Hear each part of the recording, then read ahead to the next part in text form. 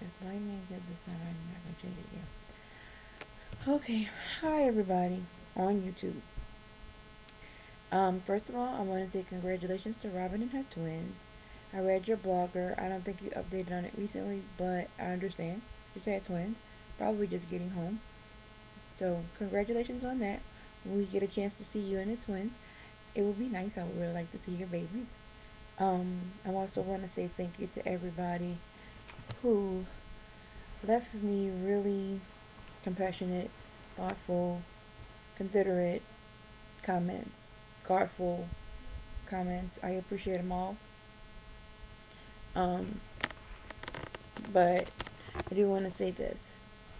If you know how you feel, if you know what makes how your body operates, and even though you've never been through IVF and you don't feel right about a situation, and this is for anybody who went through IVF and um, feel like they got screwed when they knew something was wrong, or even someone who knew, who my new subscribers, if I have any, that is watching this and has never been through IVF. When you know your body, you know your body. If you feel that something's wrong, please do not hesitate to ask questions. And when you do ask questions and everybody's trying to make you feel like everything is okay, push it. Sit down and talk to the doctor. Look, I need more monitoring, I need more medication. Doesn't feel right, blah blah blah. I did all that. I told him about all the research I've done.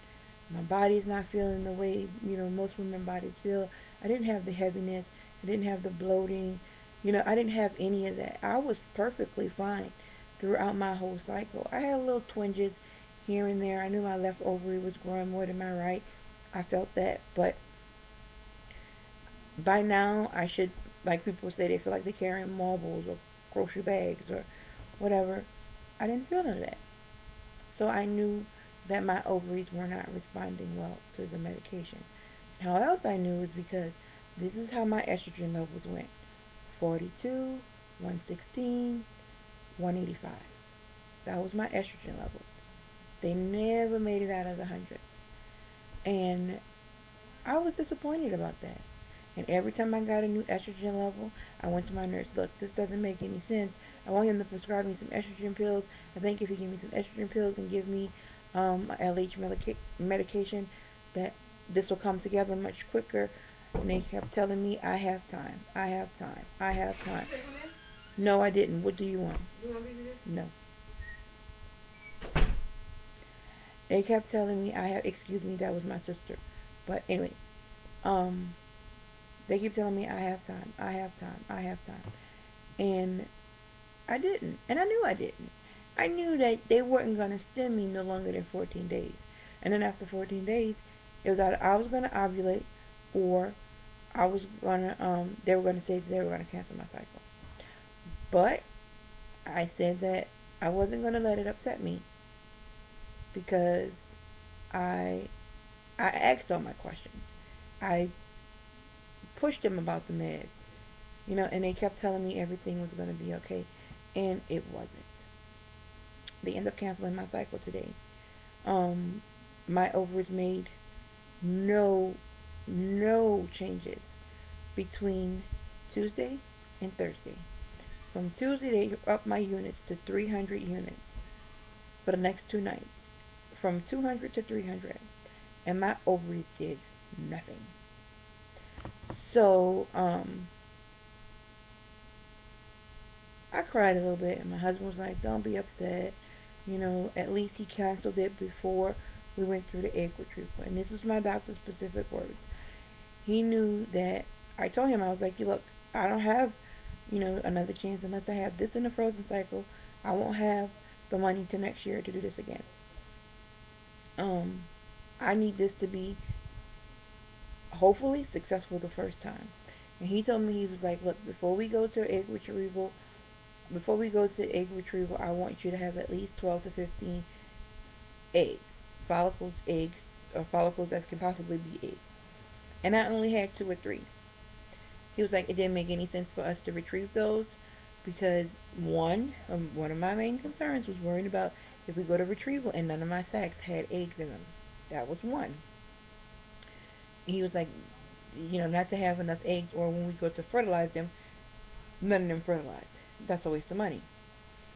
Two, that he wanted it to be as successful as possible on his end and on my end. So I respect him for that. I respect him for not misusing me or misusing my money and saying that, you know what, even though you only have 2 or 3 eggs, or try to convince me that, it's going to be okay. Once you trigger, you'll get more eggs, blah, blah, blah. I'm glad he did not try to push that, because I would have been hurt that he done that to me. Just pushing me along or making sure that he got his money. He wasn't worried about me having my egg retrieval. So I respect him for that. And I also understand that him being a doctor, he don't want his patient telling him what to do or how to do it.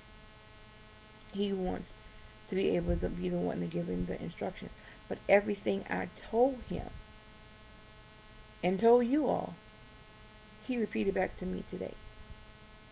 And I felt like if he would have just took my concerns and listened to them instead of trying to be the doctor and, running everything, and just listen to me. I'm telling you what's going on with me. I'm telling you what's, I've looked into, and this ain't right. I know this not right.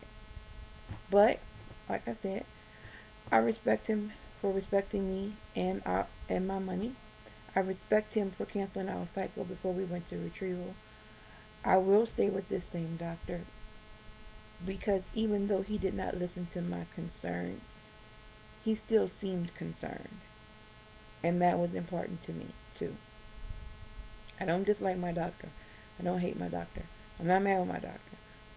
But I will have, or will try to have, more input on what they put me on this time around. And I think he will listen to me a little bit better, knowing what happened the first time. But anyway, I'm not in down spirits. I'm not upset. They gave me a shot of progesterone in my butt, which hurts like hell. And for me to have my cycle, we're doing a March cycle, which means we're going right into a new cycle. February's coming. I start my birth control pills right after my cycle.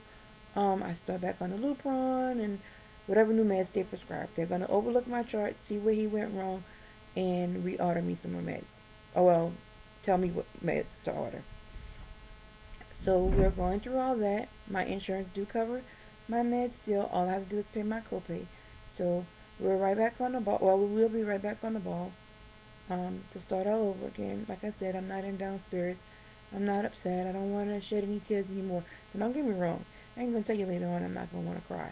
Because that's just me. I could be laying in my bed and thinking about it, and it'll make me cry.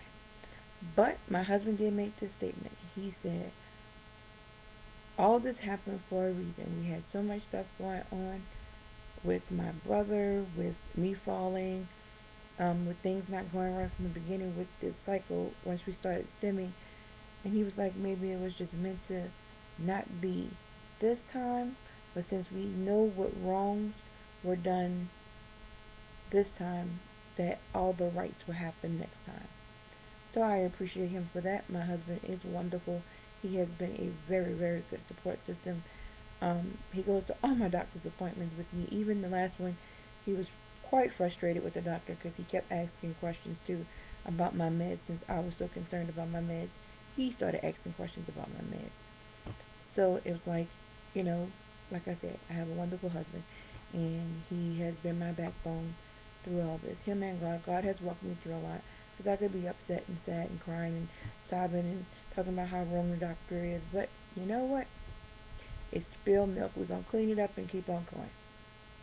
So on that note, you all stay blessed. And to Nikki Proverbs, I hope your natural cycle goes well. And if not, I pray that your IVF cycle goes well this time as well.